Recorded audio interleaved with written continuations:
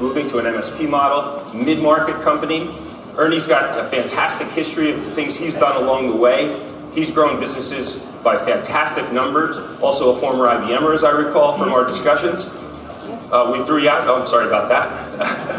And so I'd like to, and again, get that app out because I'm going to ask you about MSPs. But Ernie, thanks for joining me on stage. Ernie Yenke. Thank you. I have to get my teleprompter out. So listen, welcome. Thank you for joining us. As you heard, we're going through a lot of transformation. Lighthouse is going through their own transformation. In fact, they're adopting MSP model. So I'd like to ask all of you a polling question. If you can get your smartphones out, hopefully this will work. I'm the first one, so we'll see. My colleagues are going to decide whether they're going to do this based on your response. So we'll see how it goes. I'm going to ask Ernie a question. I'm going to ask you first. How many of you are moving to an MSP model and have added MSP solutions to your portfolio? And I'll turn it over to Ernie for you to answer that question while we wait for the audience to answer. Well, the transformation that Lighthouse had from being a pure hardware seller to where we are today, where half of our revenue is software and services, the other half is hardware. The hardware business is growing, and the solutions business is growing more quickly. Tom Merva, who's the CEO, always wanted to build solutions. So we started a compliance practice, we started an ECM practice on FileNet, we have a middleware WebSphere practice with, all these have really true experts that you can put in front of customers who have great credibility right out of the gate. So we build these teams. And we started a security practice around Tivoli's Identity and Access Management and Federated. And about a year into it, the gentleman that runs the practice came to us and said, I think we can put this on the cloud, make it available to general business mid-market customers, enterprise customers, get them up and running in a third of the time, and have a 3-year subscription agreement. And we have now 14 million users on that solution, and ranging from a 100-person company to a Fortune 10 company. And it wasn't easy, it wasn't inexpensive, and it took a lot of time, but it's really helped drive our business. In the last year, our gross margins across the business are up over 30%. And it's a lot of these practices that are kicking in, delivering a lot of services, or this cloud-based solution that's helping to get that done. And also, on the hardware side, our margins are up tremendously because of the programs that IBM put in place last year that we leveraged. Great to hear. Let's see what the audience has said. 88% said yes. Wow, overwhelming support here. So thank you. I think that's a great move on your behalf. Fully support you. We have terms and conditions that can help you as well in this space. So tell me more about how IBM has helped you to make all this possible. Well, we work very closely with the IBM teams in our geography. Now, you all just heard Steve say that combined, the partner channel has more resources than IBM has to be out in front of customers. And we're very close to the IBM teams on the hardware and the software side. We're going to get extremely close to the software team, which is, if you haven't looked into that, that's going to be a huge, for us, I think it's going to be huge this year, and it's a great solution. So we have joint meetings with IBM. We do cold calling with IBM on a specific solution. We're always with them, out on sales calls.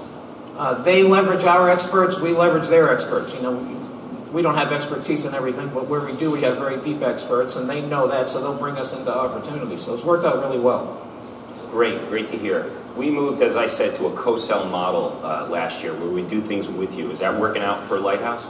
It's working out great. We hosted the new Geo up in New England, Dan Dinan and his team, and we left that session where we hosted the reception, and 2 of our reps went on sales calls with Dan's team with things we didn't know about until that reception. So for us, it's working really well. And again, it's being very close to the IBM team and leveraging our experts and leveraging the IBM experts. And and again, the IBM programs. I mean, we did, again, half our business is software and services. We did a new business account in New Hampshire. It was a spin-off of ADP. It was about $500,000 in software, a significant amount in services, and because it was a mid-market and it met all the qualifications. We made 52% margin on that deal, which is tremendous.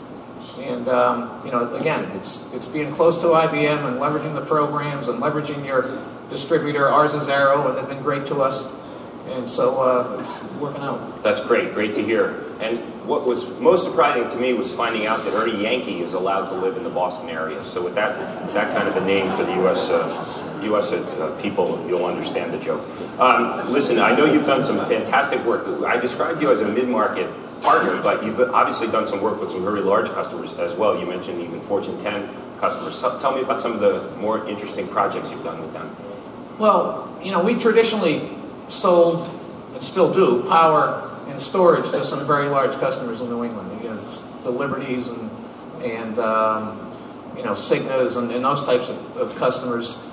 Because we built these practices, and it, you know, again, it takes a long time to go find the right expert that has credibility right away, and then you know, and then your sales reps have to say, wait a minute, I'm not going to bring this guy into my account unless I know, or he or she really knows what they're doing, because I don't want to lose all my other business.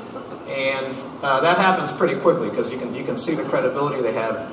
And then, so in those accounts, and many of our accounts that we had that were traditional hardware accounts, we're selling, you know, 3 or 4 other things in these accounts now, where before we were just selling hardware. And we have a deeper relationship with the customer, kind of a more valued partner. They come to us to ask some of the things that Steve was covering. You know, where's this going? How are we going to handle it? You know, how do we leverage the IBM technology?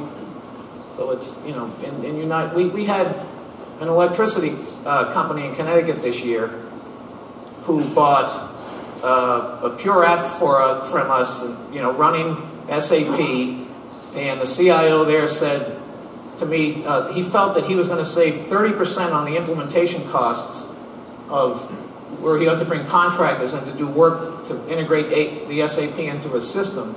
Because of the patterns, he doesn't have to do that. So that's more money he can spend with us collectively.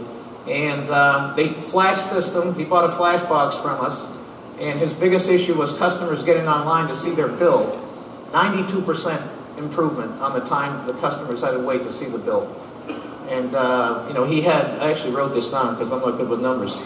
His batch processing was down 92%, his online processing was down 90%, and his power was down 80% on the flash. So it's, and we've done a lot of other work with them in other areas too. Maybe they'll lower my electric bill while they're at it. That'd be great. That'd be great to see. Speaking of flash, and I'm going to ask you a question around flash. How many of your clients are doing what we've described here today and moving to flash technology? And I'm going to ask you that question as well, as we're waiting for the audience to respond here. So tell me more about what you're doing with flash. So we have we bought a proof of concept flash box ourselves, and it's actually on wheels. So if we're taking it into customers, leaving it there for a few days, maybe a week, you know, running some environment for them,